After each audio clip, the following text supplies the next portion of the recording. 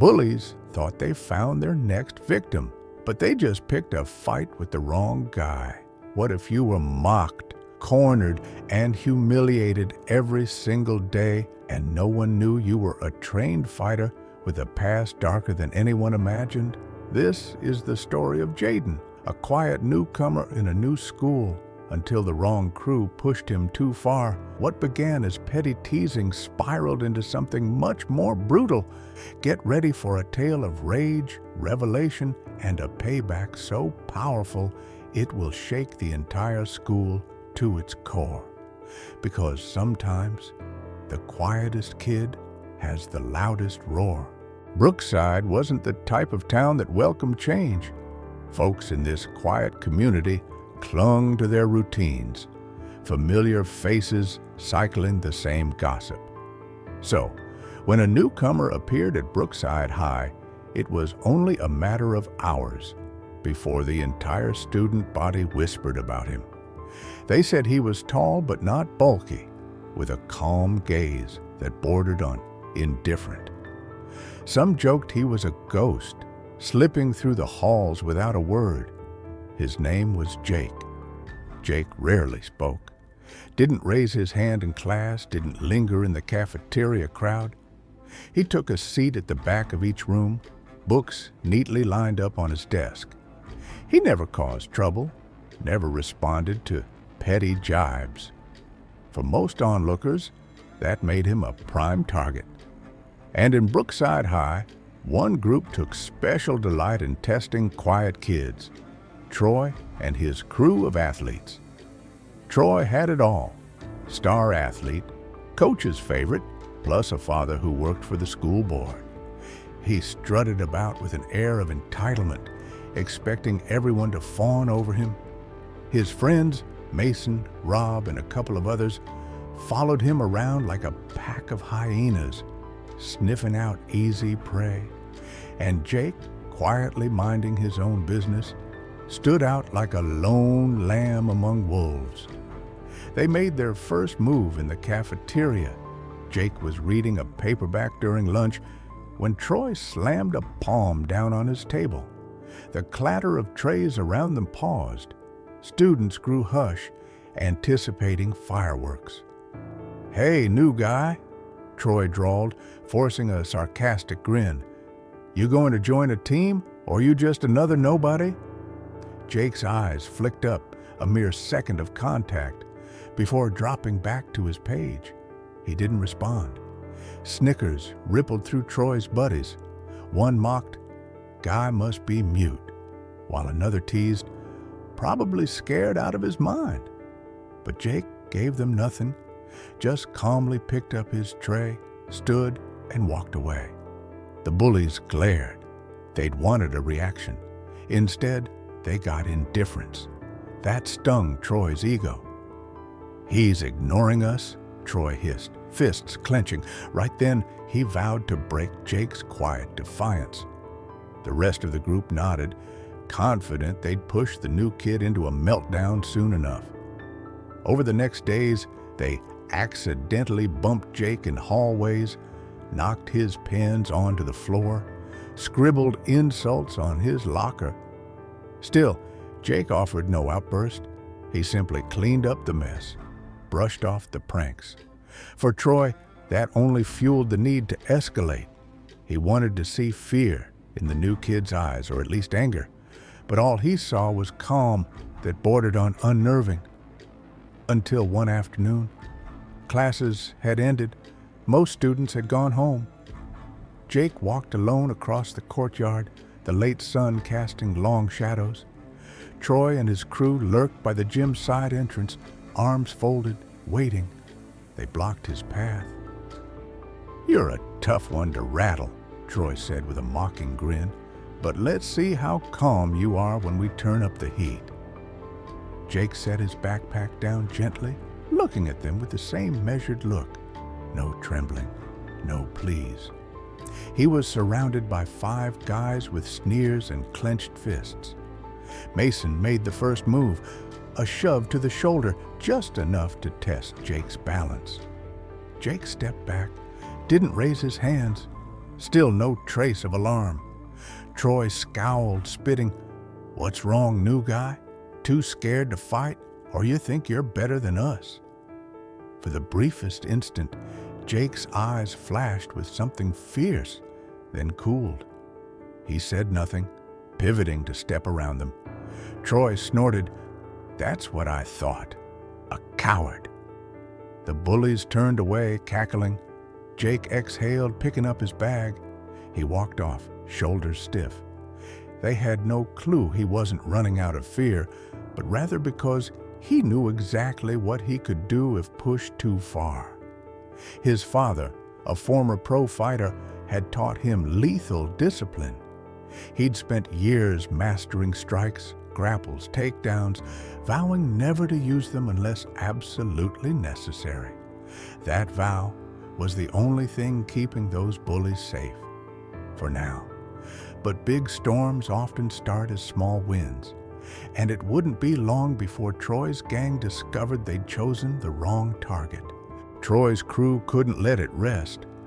Jake's unflappable silence taunted them. They needed a victory, some meltdown or humiliation to remind the school who ruled its halls. Emboldened by Jake's lack of reaction, they upped the ante.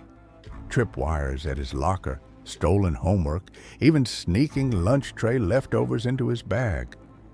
The rest of the school watched warily, sensing an inevitable showdown. Jake endured, swallowing frustration. But with each day, the tension coiled tighter. Mr. Rowland, a seasoned history teacher, noticed Jake's bruised backpack and asked him after class, "Everything all right? I see you're singled out by Troy's bunch." Jake just shrugged, eyes unreadable. Rowland sighed, feeling a pang of concern. Quiet kids rarely found easy ways out of bullying. Then came that fateful evening. School ended under gray skies. Jake strolled out, heading for the side street. Troy, Mason, Rob, and two more from the football team had staked out the parking lot behind the gym. A handful of curious students had gathered nearby, drawn by rumors that something was going down. Jake saw them the instant he rounded the corner. They spread out, forming a loose semicircle. Troy stepped forward with a smug grin. "Hey, new kid, you keep ignoring me. That's not how this works. We ask the questions, you answer." The group chuckled, eyes gleaming with the promise of violence. Jake set his bag aside again. "Leave me alone," he said softly, the first time he'd spoken to them. The murmur in the crowd spiked. Troy snickered. There it is, his big speech. Too bad it's not enough. Then, with a jerk of the chin, he signaled Mason to attack. Mason lunged, a big guy with thick arms, used to overpowering smaller kids. He swung a wild right hook. At that instant, something changed in Jake's eyes, a flicker that spelled doom. Jake ducked, letting the punch whistle over his head.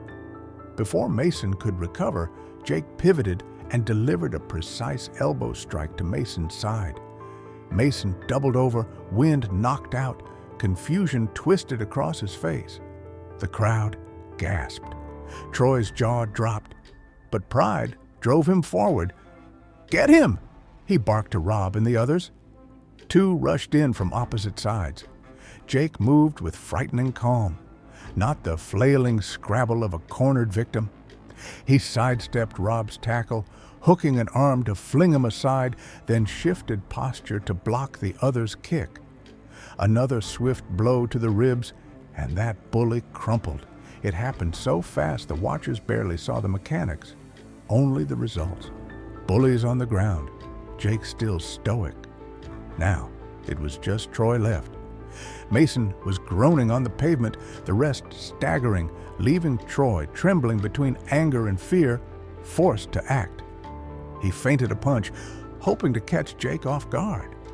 Jake calmly leaned away, deflecting Troy's fist with one hand and countering with a short, forceful strike to Troy's chest.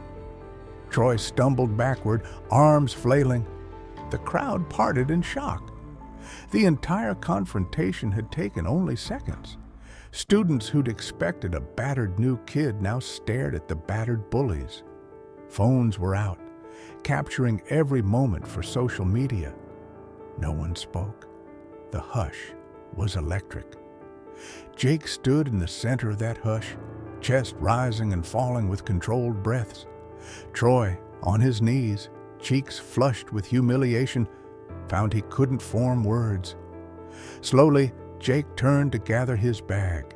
He didn't gloat, didn't sneer. He faced Troy with quiet finality. "I told you to leave me alone." A few nervous giggles rippled among the watchers. Some started to clap. Others simply stared wide-eyed. Troy's friends wavered, not daring to stand and fight again. They'd been dismantled by a single person who never even raised his voice. Jake walked away, footsteps echoing on the asphalt. The small circle of students parted. A wave of excitement, relief, and awe fluttered through them, because for the first time, the unstoppable bullies looked powerless. Next morning, rumors flew like wildfire. By homeroom, the entire school buzzed about how Jake took down Troy's gang in under a minute. Some kids approached Jake with quiet admiration. Others just gave him a wide berth, unsure if they might be next. Troy himself slunk into class with bruises hidden under a hoodie, refusing to talk about the fiasco. Mr. Rowland coughed to get everyone's attention, scanning the class. He spotted Jake in the back, expression as calm as ever. But there was a faint sense of acceptance, maybe even a small contentment in Jake's eyes. He'd tried to avoid a fight, but once forced, he ended it decisively. The bullies had made the biggest mistake of their lives by targeting him, an unassuming fighter with lethal discipline. Over lunch, the tables that once boomed with Troy's bravado fell silent. Some of Troy's crew still wore scowls, but none dared to provoke Jake again. The hallway tension that had hovered for years seemed to ease.